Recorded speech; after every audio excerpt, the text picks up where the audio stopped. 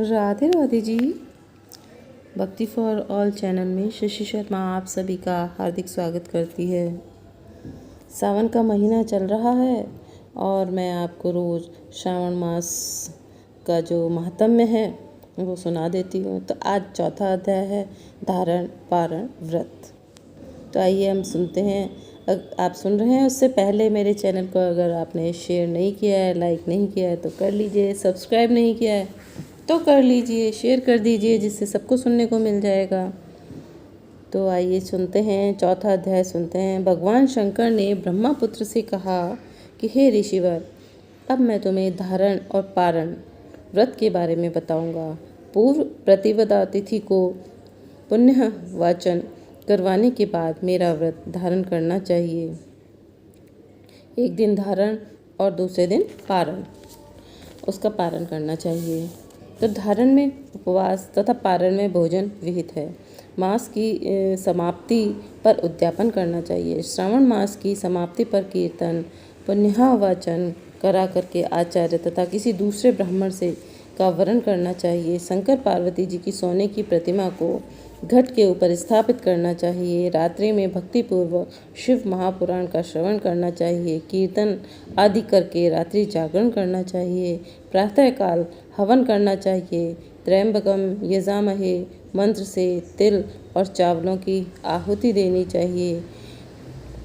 वामन देवाय विद्महे महादेवाय धीमहि तन्नो रुद्र प्रचोदयात् मंत्र से घृत और चावल की आहुति देनी चाहिए। ओम नमः शिवाय मंत्र से खीर की आहुति देनी चाहिए। इसकी पूर्णाहुति देकर के होम समाप्त करना चाहिए। ब्राह्मणों को भोजन कराना चाहिए। आचार्य का पूजन करना चाहिए।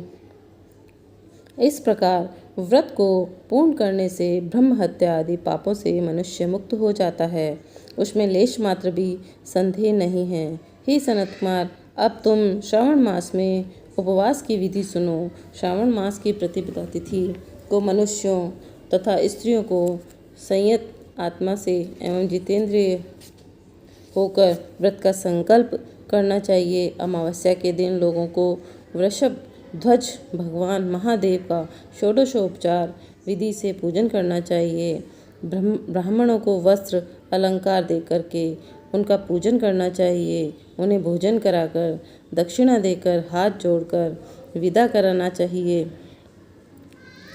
इसी तरह मास उपवास का व्रत मुझे प्रीतिदायक है। 1,00,000 संख्या वाली रुद्रवर्ती विधि से करना चाहिए। इस विधि को हे सनत कुमार ध्यान पूर्वक सुनो।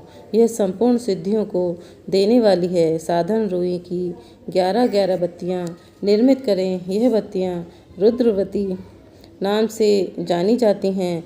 श्रावण मास के प्रथम दिन इस विधि से संकल्प करें। श्रावण मास में देवों के देव महादेव हैं। मैं भक्तिपूर्वक गौरीश की 1,00,000 बत्तियों से आरती करूँगा। यह संकल्प कर प्रतिदिन 1,000 बत्तियाँ द्वारा पूजन करना चाहिए। व्रत की समाप्ति पर 71,000 बत्तियों से आरती करनी चाहिए या प्रतिदिन 3,000 बत्तियों से आरती कर अंतिम दिन 13,000 बत्तियों से आरती करनी चाहिए या एक ही दिन में 1,00,000 बत्तियों से आरती करनी चाहिए। यह बत्तियाँ मुझे सबसे अधिक प्रिय हैं। इनको शुद्ध घी से ही प्रज्वलित करना चाहिए। इसके बाद सदाशिव का पूजन करके तथा उनकी कथा सुननी चाहिए। सनत कुमार भगवान रुद्र से बोले, हे महादेव, मुझे अब आप यह बताने का कष्ट करें कि इस व्रत का प्रभाव क्या है, इस व्रत को किसने किया है और इस व्रत के उद्यापन की विधि क्या है। ये सब बातें मुझे विस्तार पूर्वक कहिए।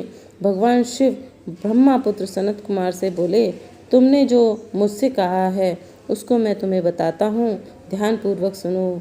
यह सब व्रतों में श्रेष्ठ और महान पुण्य प्रदान करने वाला तथा संपूर्ण उपद्रवों को नाश करने वाला है। यह व्रत पौत्र तथा सौभाग्य को प्रदान करने वाला माना जाता है। सत्य तो यह है कि तीनों लोकों में रुद्रवर्ती जैसा दूसरा कोई भी व्रत नहीं है। इसके संबंध में मैं तुम्हें एक कथा सुनाता हूँ कि क्षिप्रा नदी के किनारे उज्जैनी नाम की एक सुंदर नगरी है। उस नगर में सुगंधा नाम की एक अत्यंत सुंदर वेश्या रहती थी। उस वेश्या ने कई युवा पुरुषों तथा ब्राह्मणों के धर्म भ्रष्ट किए, बार बार बहुत से राजाओं तथा राजकुमारों को बिगाड़ा। इस प्रकार उसने अनेकों व्यक्तियों को बुरी तरह से लूटा और लूटने के बाद धक्के देकर घर से बाहर निकाल दिया। अब वे सम्मानित नागरिक शर्म के मारे किसी को अपना मुंह तक न दिखा सकते थे।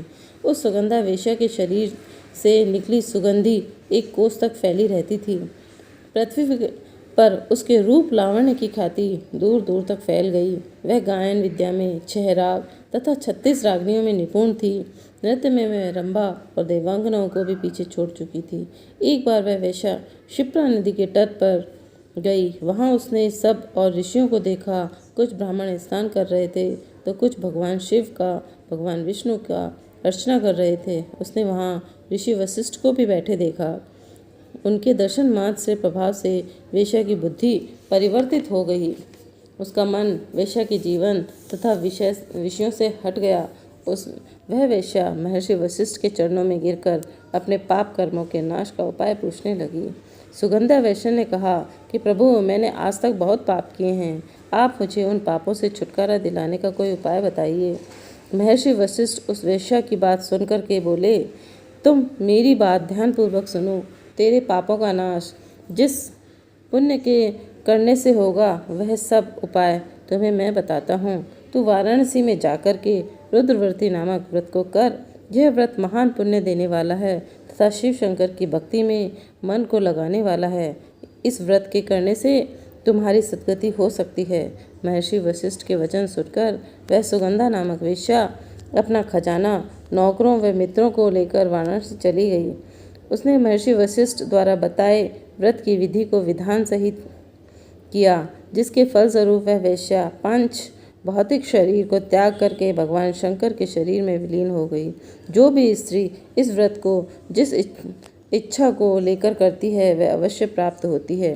हे सनत कुमार, अब तुम मणिक व्रतियों का महात्म्य सुनो। मणिक व्रतियों का व्रत करने से स्त्री मेरे अर्धासन की भागीदार बन जाती है।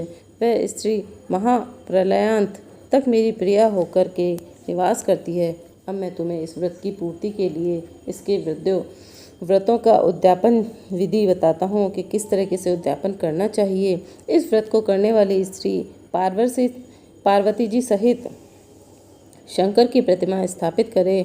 शिव पार्वती की प्रतिमा स्वर्ण की बनी होनी चाहिए तथा वृषभ की प्रतिमा चांदी की बनी होनी चाहिए। यथा विधि पूजन करके रात्रि जागरण करें।